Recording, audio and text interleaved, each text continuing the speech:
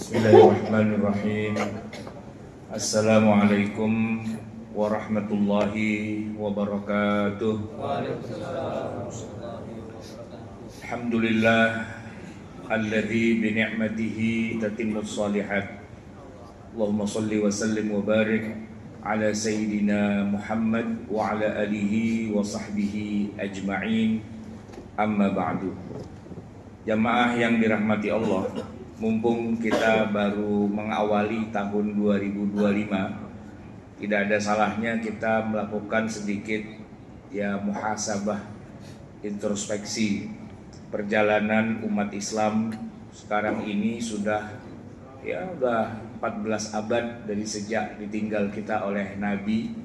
Sesuatu yang sebenarnya agak surprise. Kenapa? Karena begini jemaah sekalian, Nabi Muhammad itu pernah bersabda bahwa salah satu di antara tanda-tanda datangnya hari akhir, hari kiamat, itu adalah diutusnya beliau itu. Jadi kedatangan Nabi Muhammad dengan kedatangan kiamat itu sangat berdekatan.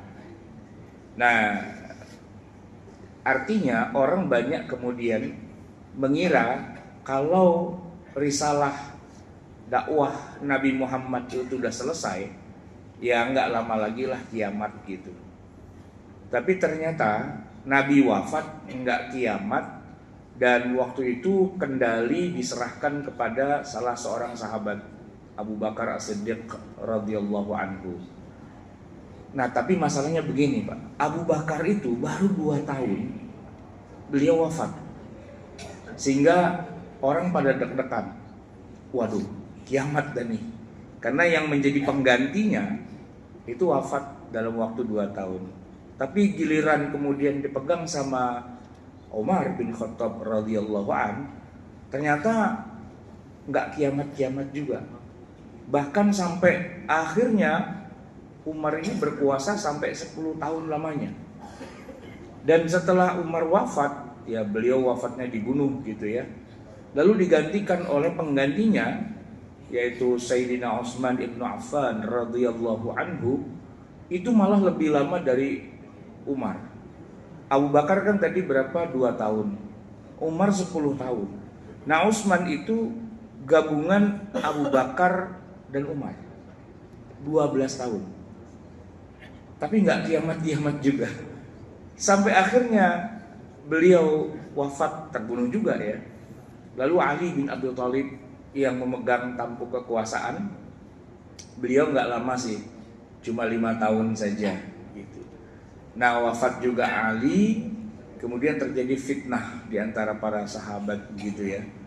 Cuma tadi saya katakan, yang surprise itu adalah ternyata 29 tahun sepeninggal Nabi kok nggak kiamat juga.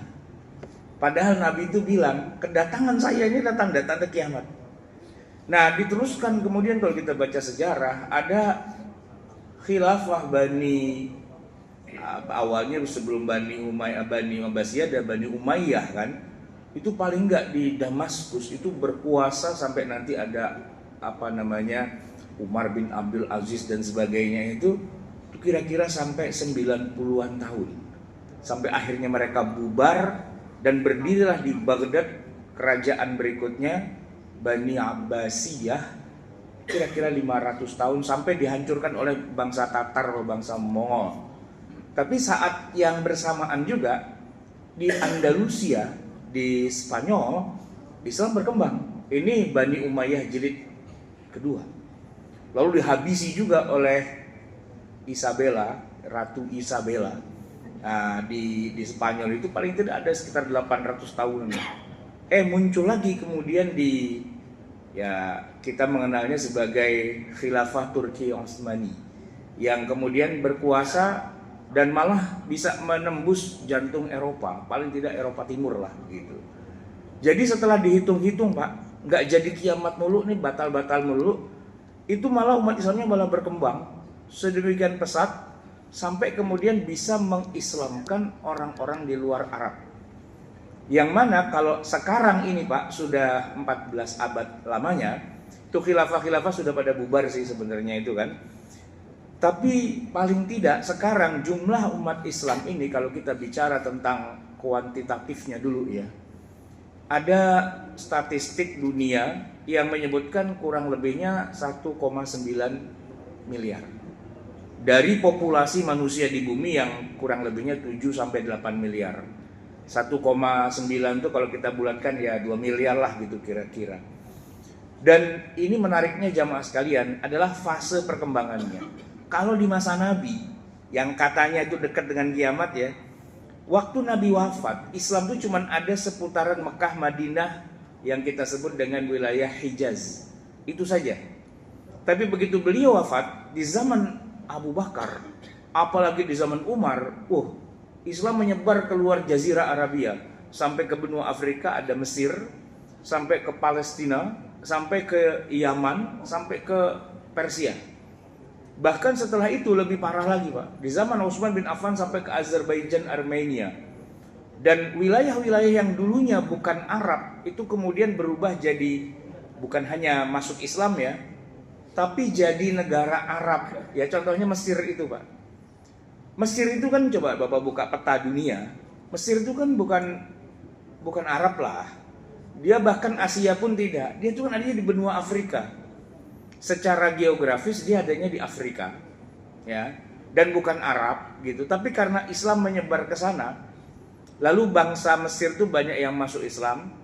Uniknya adalah orang Mesir sampai mengganti bahasa mereka menjadi bahasa Arab. Padahal tidak semua orang Mesir masuk Islam. Jadi unik Pak. Di Mesir itu banyak orang Kristen, tapi ngomongnya ngomong Arab. Ketemu sama kita nih Pak, Assalamualaikum. Nah kan kita mau jawabnya susah, Waalaikumsalam apa gimana gitu kan. Kalau dia kaget, Astagfirullah, sama juga. Kalau dia bersyukur, Alhamdulillah gitu. Bahkan kalau nonton bola, dia takbir juga Pak, Allahu Akbar gitu Pak. Ya kan?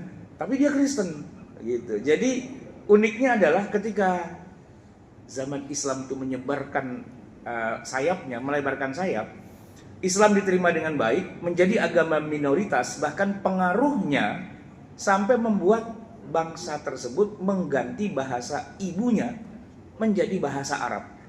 Pak, kalau tadi saya menyebut ada khilafah Bani Abbasiyah, itu bukan Arab loh Pak. Itu kan ibu kotanya Baghdad. Dan Baghdad itu bukan Arab. Baghdad itu Persia. Yang di zaman Nabi itu wilayah kerajaan Persia, kerajaan Zoroaster. Mereka menyembah api. Ya, Majusi. Iya. Dan itu wilayah yang dulunya kita kenal sebagai daerah Mesopotamia, Babilonia, Hammurabi dan sebagainya gitu. Ketika Islam datang ke sana, uniknya agama Islam dipeluk oleh sebagian besar mereka dan mereka berubah bahasanya menjadi bahasa Arab, walaupun tidak semua mereka masuk Islam.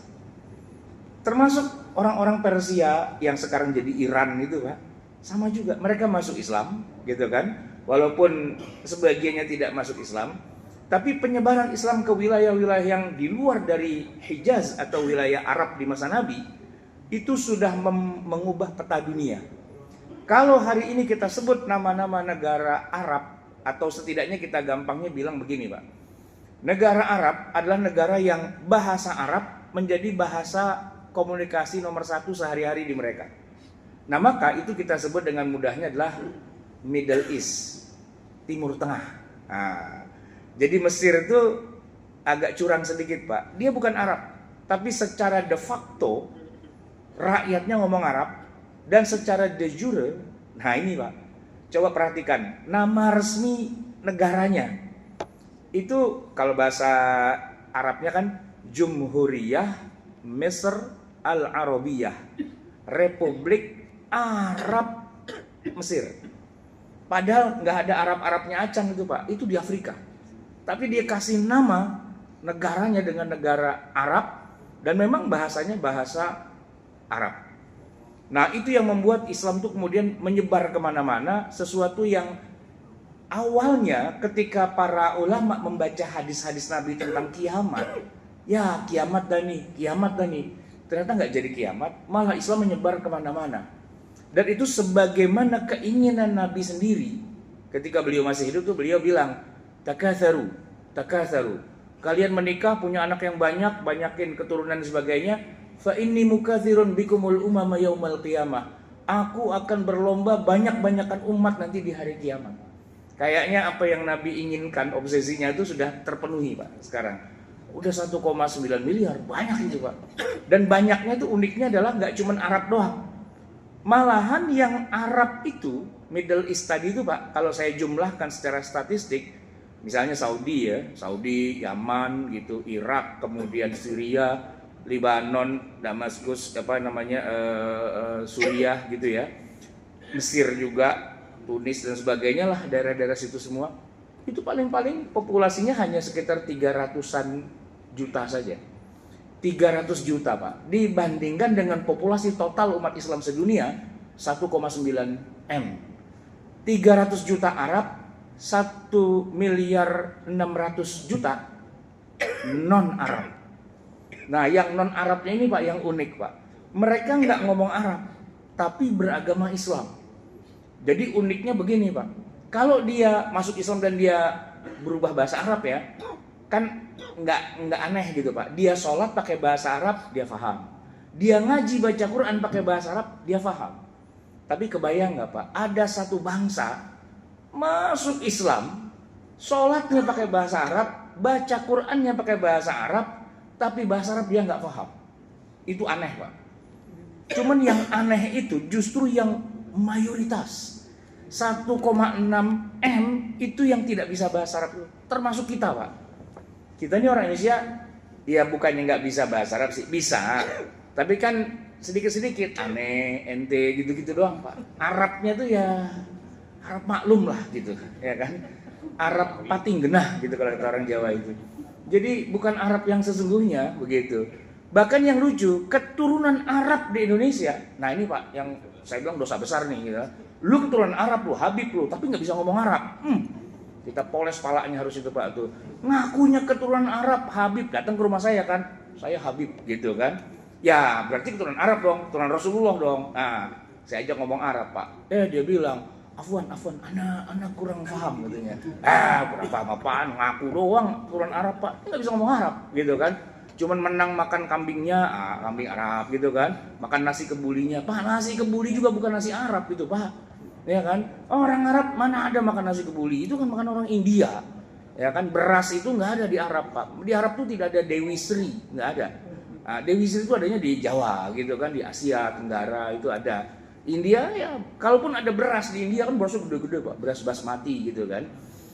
Tapi ya begitulah, alhamdulillah Allah Subhanahu wa taala punya kehendak, Islam menyebar sampai sekarang udah 15 abad lah kira-kira. Dan ini Pak yang menarik. Ternyata dari sekian banyak negara di dunia sekarang ini, yang populasi Islam terbesarnya itu nomor 1, justru kita nih Indonesia Pak. Luar biasa Pak, luar biasa. Bapak kalau nggak percaya, sekarang coba deh jajalin pergi umroh atau haji lah gitu ya, ke Mekah, ke Madinah Pak. Bapak akan bisa ngomong bahasa Indonesia dengan lancar di sana Pak. Bukan hanya dengan jamaah haji atau umroh, tapi dengan pedagang-pedagang. Bahkan pedagangnya pun lebih fasih bahasa Indonesia Pak di kita. Ya karena pedagang-pedagang orang Arabnya juga dari kecil mereka yang ngasuh itu kan neninya itu orang Indonesia. Ya kan, pembantu-pembantu kita tuh udah puluhan tahun di sana Pak. Jadi orang-orang Arab tuh pangeran siapa namanya Salman ya kan. Nah, itu pembantunya tuh orang Indonesia itu. Jadi kalau bilang Salman jangan begitu, iya Pak, gitu. Dia paham dia. Paham dia, kenapa? Iya, yang mau jadi pembantu orang Indonesia semua, begitu. Jangan-jangan dia malah bisa bahasa Jawa, orang pembantunya dari Trenggalek, ya kan, begitu. Nah, jadi artinya apa? Mayoritas Islam itu malah kebanyakan bukan dari Arab, ya kan? Ya kalau saya sih ke Mekah gitu, yang saya lihat kebanyakan orang India, Pakistan, Bangladesh, IPB gitu kan. Tapi orang Indianya bilang, Indonesia banyak banget sih katanya gitu. Enggak, lu yang banyak, India, Pakistan, Bangladesh gitu kan, banyak banget itu Pak.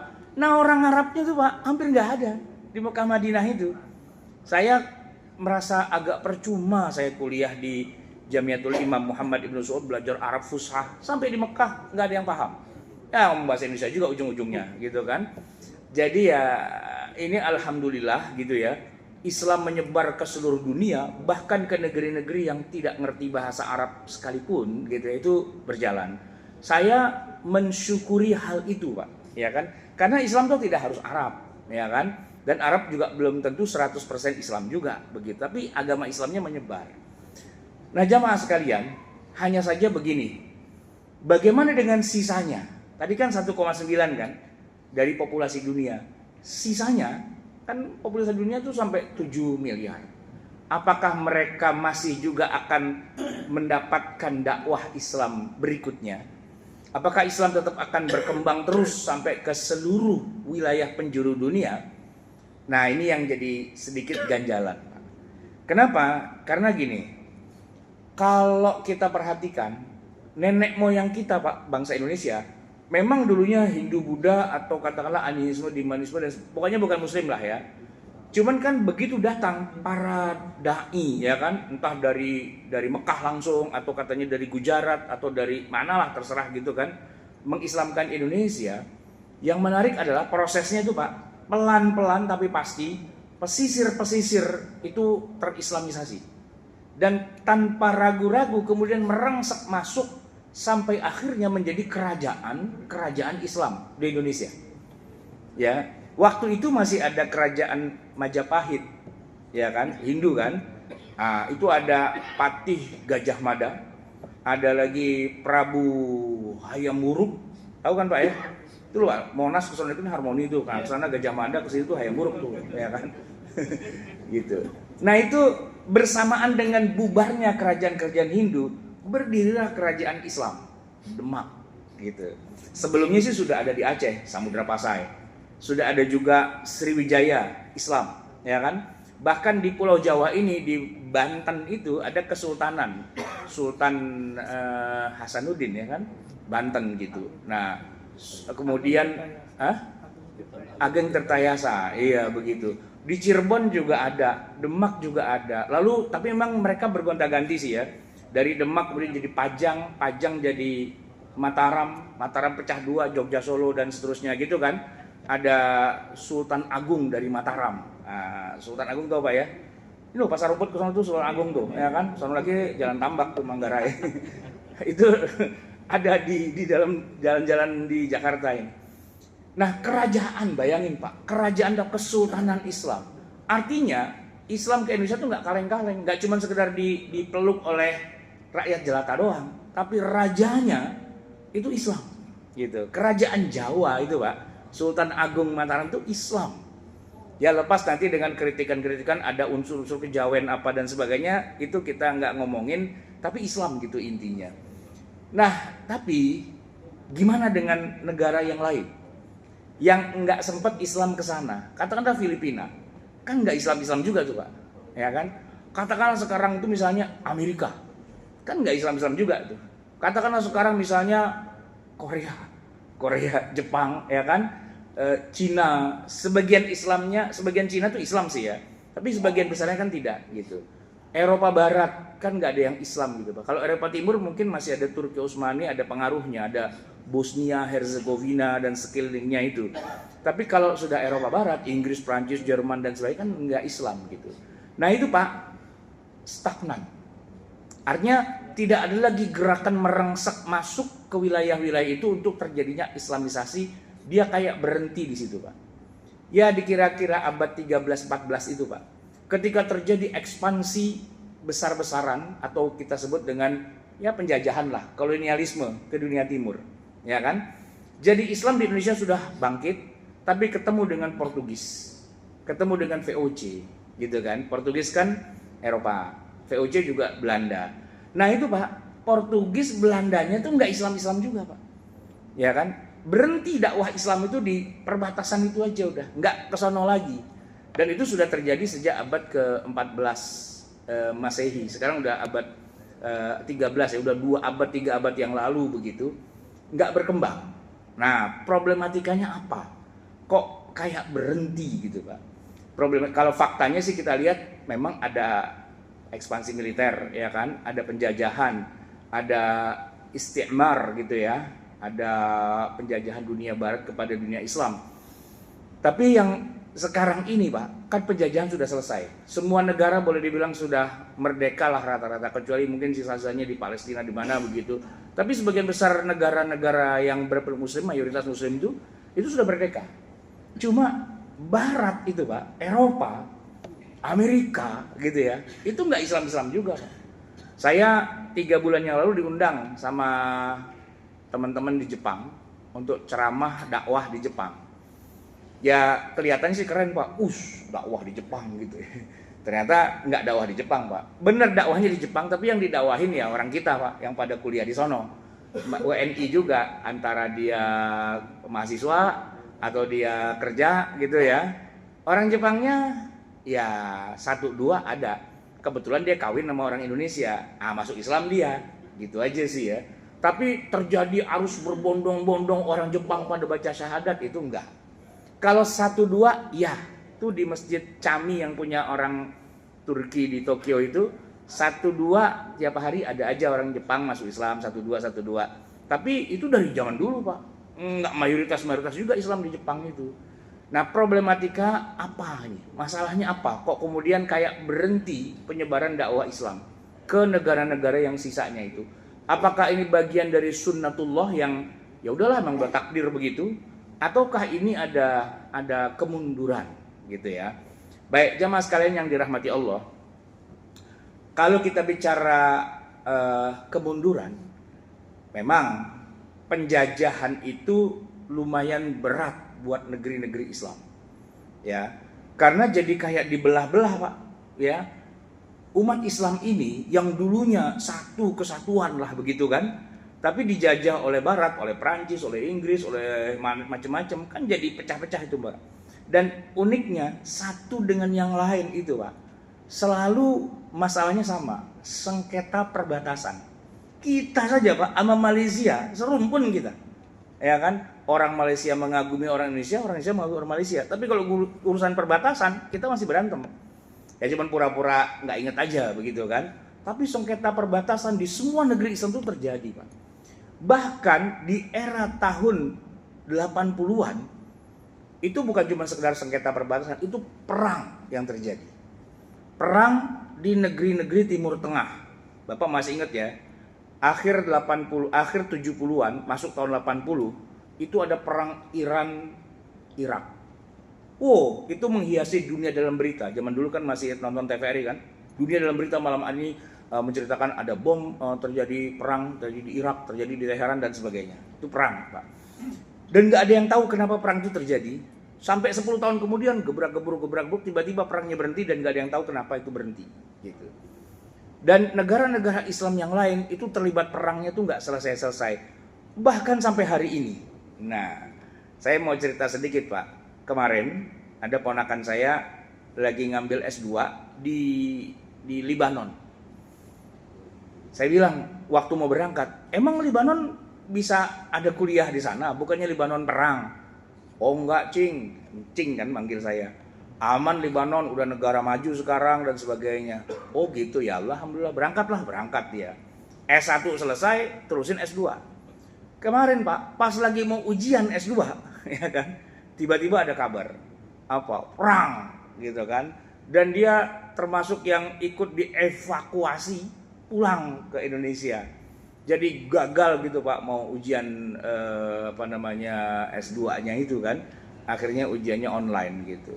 Yang kemarin udah kita bangga, alhamdulillah udah nggak ada perang, ternyata perang lagi Pak.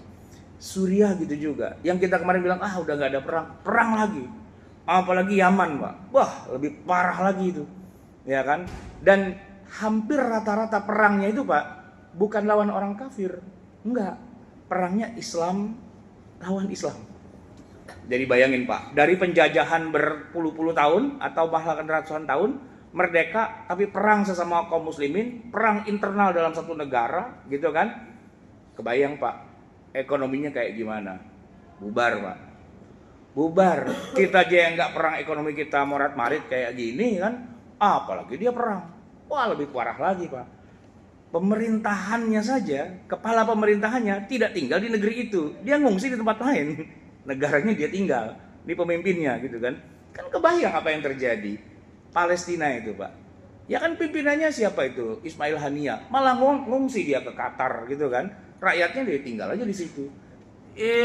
Yaman gitu juga. Pimpinannya pada pindah kemana gitu. Negerinya udah hancur-hancuran kayak gitu. Kita punya KBRI Pak di sana. Kena bom, hancur Pak. Gitu. Akhirnya kedutaannya ngungsi ke Oman. Di perbatasan antara Yaman dan Oman itu ada kota namanya Salalah. Tinggal di situ Pak. Sekarang akhirnya KBRI kita dihapus. Udah nggak ada KBRI kita di sana. Kalau KBRI Yaman, kedutaan Yaman di Indonesia tuh di pojokan itu di Ratu Al-Hari itu ada tuh, ya kan? Kebayang Pak, suasana kehidupan di negeri-negeri Islam itu kok perang gitu loh, ya kan? Saya nggak ngeributin apa sebabnya dan mau bagaimana, tapi kalau negara kok perang Pak, APBN-nya kayak gimana? Ekonominya kayak gimana? Bagaimana mereka harus menghidupi rakyatnya? Apa harus minta bantuan uluran tangan terus dari lembaga-lembaga bantuan dunia? Bagaimana dia mau mengembangkan sumber daya manusianya kalau tiap hari perang, dan perang? Itu yang terjadi Pak di berbagai negara. Makanya kalau ngelihat fakta-fakta kayak gitu, terus kita ngelihat Indonesia, mendingan Indonesia juga sih, ya kan? Gini-gini jelek-jelek ya kita aman lah nggak perang. Perangnya paling perang Twitter doang Pak, perang Instagram gitu kan, perang pakai jempol doang Pak, caci maki lah, cebong, kampret, apa gitu-gitu kan. Ya dukung sana, dukung sini dan sebagainya. Tapi aman Pak, ya kan? Siapa yang kita dukung dulu, kemudian berubah haluan, dia pindah ke yang lawannya gitu kan. Dan itu biasa terjadi. Jadi gonta-ganti pemain lah. Kayak pemain bola Pak. Dulu dia bela negara mana, sekarang dia bela negara mana, ya kan membela yang bayar lah gitu kira-kira. Kan itu biasa. dalam dunia politik sama dunia sepak bola tuh kira-kira ya 11-12 lah gitu ya kan. Tinggal rakyatnya aja bingung, mana gue dukung lu, sekarang lu bareng sama musuh gua, gimana ini urusannya begitu kan. Nah paling sampai di situ Pak, tapi rakyat kan makan gitu kan, aman gitu loh, nggak ada perang, nggak ada inflasi yang ancur-ancuran dan sebagainya. Saya tahun kemarin, saya tahun baruan di Mesir Pak. Kebetulan anak saya wisuda, jadi saya diminta hadir sebagai orang tua, saya datang ke sana Pak. Mesir itu Pak, aduh kesian ya Pak. Jadi seingat saya dulu, kalau saya ke Mesir, sama saya umroh atau haji gitu ya, itu nilai tukar mata uangnya seimbang. Saudi kan real ya, kita kalau beli real itu satu realnya itu 4.000 rupiah kalau pakai rupiah kita.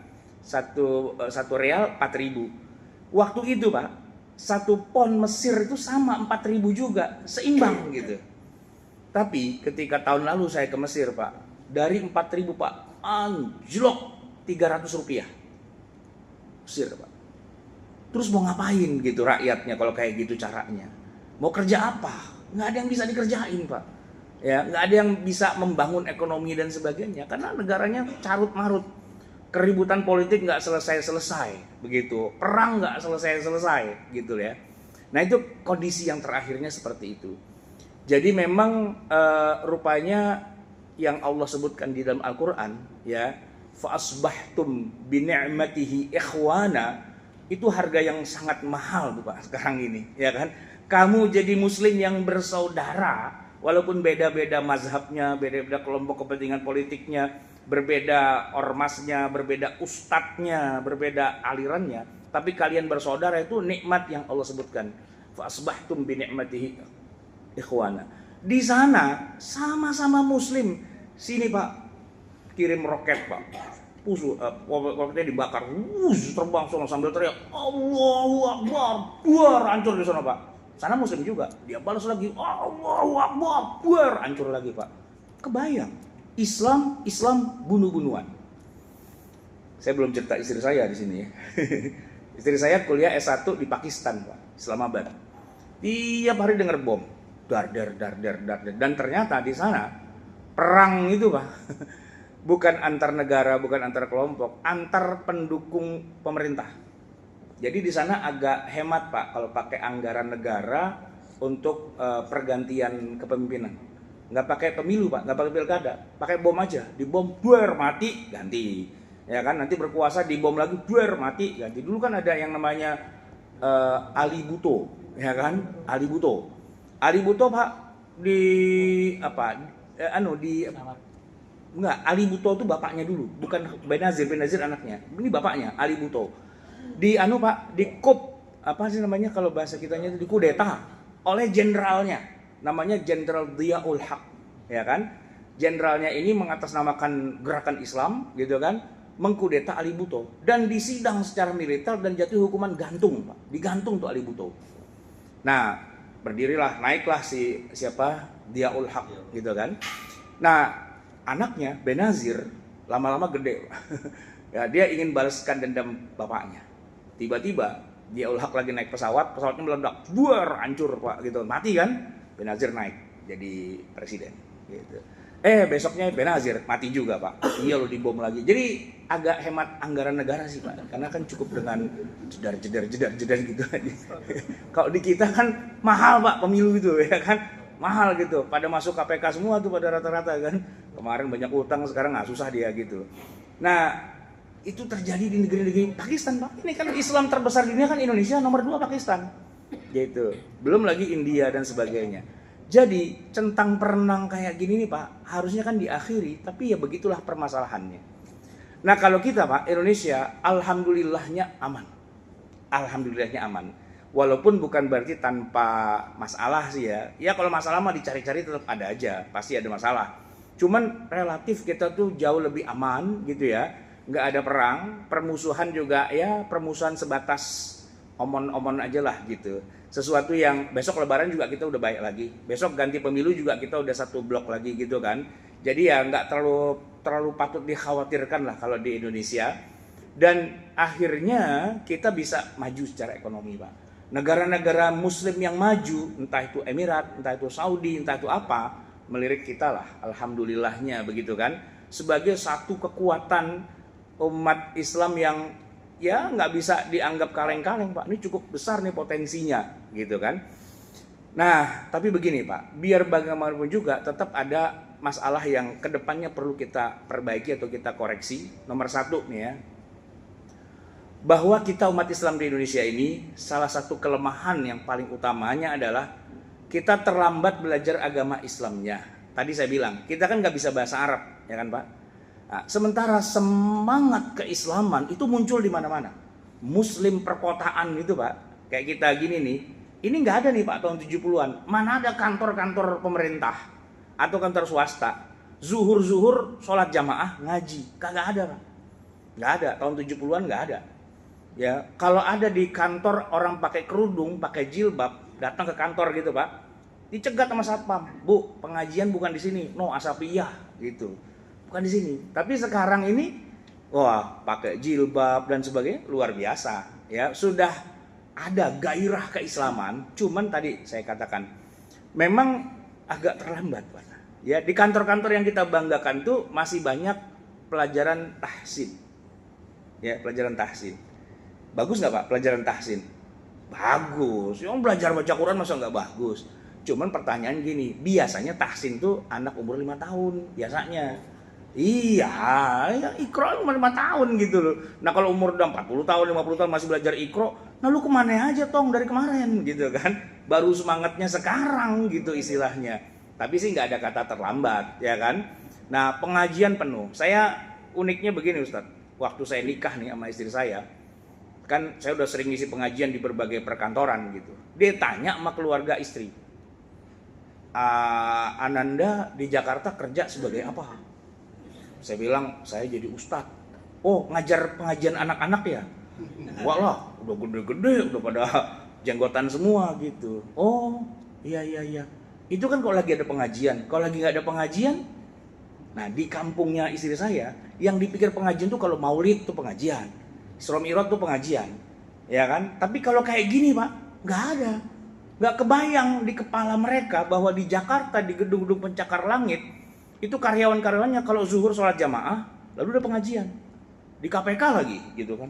Emang KPK ada orang Islamnya? Begitu Pak. Malah pada bingung gitu.